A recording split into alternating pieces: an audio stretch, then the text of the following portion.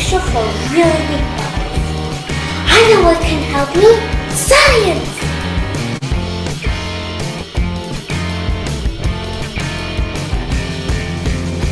So, I found out that I can make the super bubble mixture. And this is how we're gonna do it. If you want to do it at home, make sure you have fun. A bubble is like a soap and water sandwich. The soap is the bread and the water is the inside. As the water evaporates though, the bubbles go pop. So if you could make the water evaporate slower, you would have the best bubble mixture. Remember that soap has a positively charged head and negatively charged tail.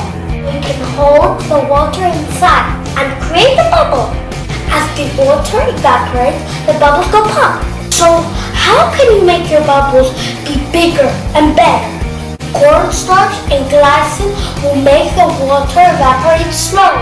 Baking powder and cornstarch will make the water even stretchier. Let's make the bubbliest bubble. To make the bubbliest bubbles, you will need some water, baking powder, glycerin, some dish soap, and cornstarch.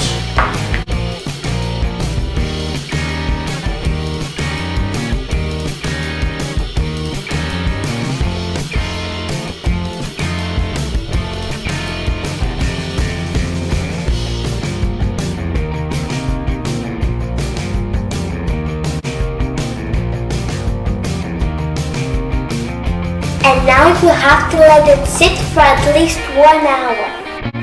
Now you have to make the bubble wand. For the bubble wand, you will need any kind of yarn or string and 2 sticks.